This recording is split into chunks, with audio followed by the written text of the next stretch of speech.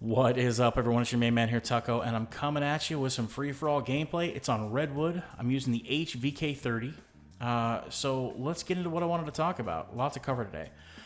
So I wanted to give my first thoughts on the game. Now, I got the game last night at 9 o'clock Pacific time, which was midnight Eastern. And I actually got the Juggernog edition, which is pretty sweet. The fridge actually works. It's actually kept my stuff cool. Which I'm kind of, I thought it'd be like, kind of lukewarm or, whatever. I thought it would be just gimmicky and not actually work, but it actually does some pretty good work. I mean, it's not the greatest fridge I've ever owned as far as small fridges go, but it's really not bad. So here's the deal. So I played for 4 hours last night, and I've played for like 5 or 6 hours today. I took the day off and just, kind of bivouacked, as I like to call it, in my office, and just playing COD all day. So there's some things I like, and there's some things that I don't like.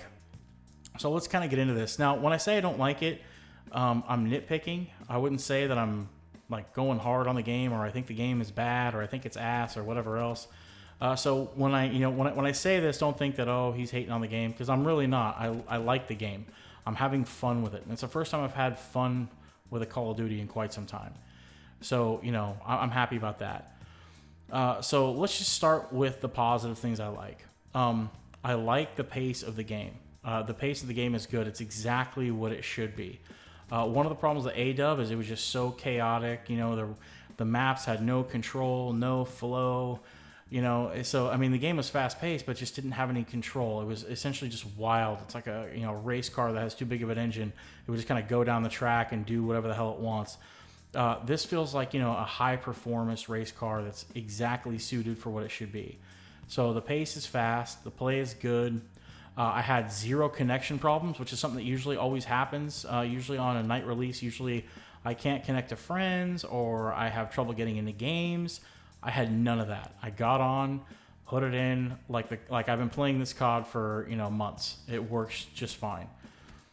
So that's one thing I really enjoyed. It's the first time I've ever done the whole night release of a COD, and the COD actually worked in multiplayer.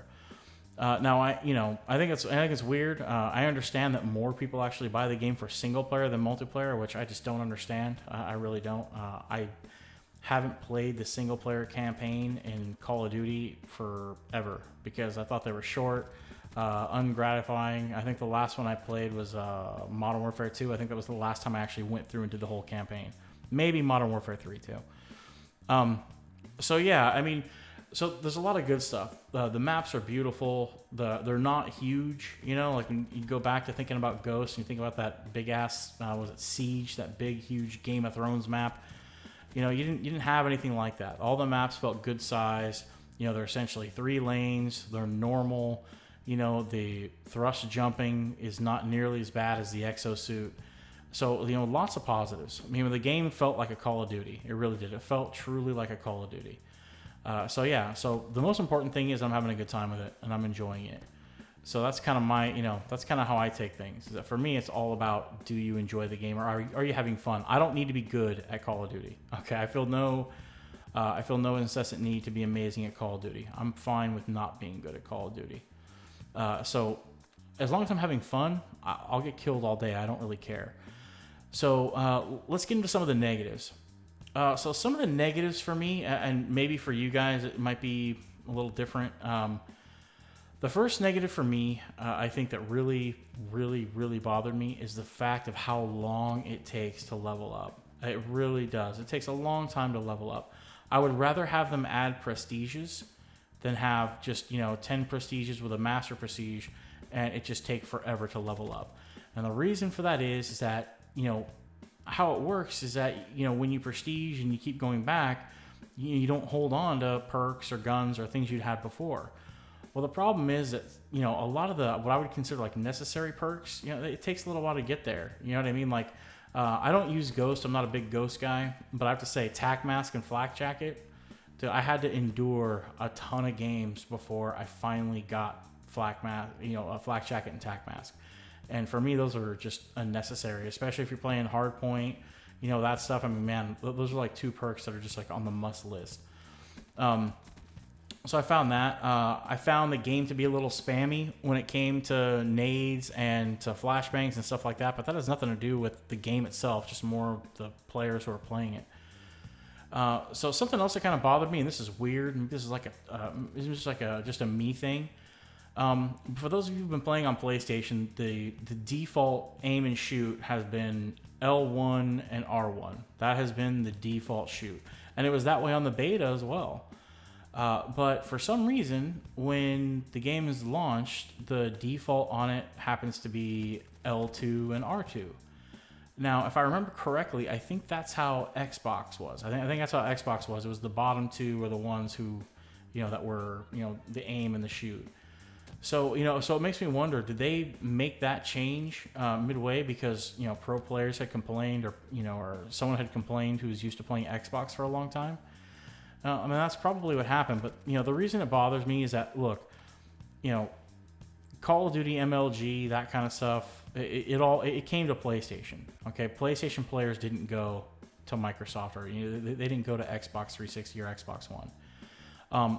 So I don't know. So I guess for me, it's like, hey man, like, are you really, can't you just play it how we've been playing it?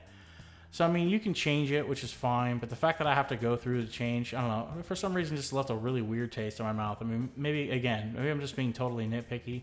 For some reason, I was a little butthurt about it.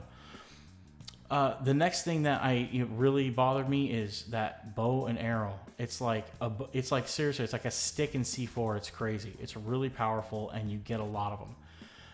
That thing it just melts people, man. It absolutely wrecks people. That thing. I find it to be, on the higher end of the power of stuff. I mean, it's just, gravity spikes. I mean, really, who cares about gravity spikes? You're talking about shooting a freaking crazy ass arrow of death, straight up Robin Hood with explosions on it. It's crazy. So I think that's something that maybe needs to be toned down, just a little bit, at least in my humble opinion. Oh yeah, one thing else I forgot that was really good. Sorry about this. I'm kind of jumping all over the map here. Connection was great. Lag was, almost non-existent. Now I don't know if that's because I have my NetDuma router, which is absolutely amazing, or because they just really managed to get the servers working. So, I guess I'll split the credit between, NetDuma, which is a fantastic company. You should check out their routers. I get no money from them. I'm not sponsored by them in any way. They have not asked me to represent them, but I can tell you that it's something that I use that I do like very much. Anyway, so kind of onto more of the negatives. There are a lot of headshots given out in this game. A lot. I think the hit detection is off somehow, and I think the hit detection is high, because I can tell you 9 times out of 10 when I get killed, or 8 times out of 10 when I get killed, it's by a headshot. And when I'm killing people a lot, I'm killing them by headshots. So I'm not really sure what the deal is on that, but that's just how it seems. I mean, I haven't done like any testing. I don't have any empirical data on the matter. However, it just really seems like I'm getting headshot a lot, and people in my party were saying, yeah, it feels like we're getting headshotted all the time. So I don't know. I'm not really sure what the whole deal is with that. Pistols are still pretty strong. The pistols are definitely still pretty strong. You can win a legit gun battle against anything in this game with a pistol. Don't know how I feel about that. I mean, obviously, I had a problem with with OP pistols in Black Ops 2, like many people did. I'm just not a big fan personally of pistols that are that strong. But it is what it is. It's their choice. I'll play the game. That pistols aren't going to make me leave Call of Duty. You know what I mean? Sniping, I think right now it seems like it's perfect to me. I haven't been completely destroyed by insane aim assist. It seems like there's something going on this time. So I don't know. I've really enjoyed the game. It's kind of awesome. My criticisms are completely and totally nitpicky.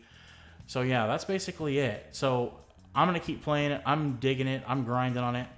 Hope you enjoyed the video. Please like, comment, and subscribe. As always, it's your main man Tucko talking to you from my bunker in an undisclosed location. Peace, love, and soul. I'm out.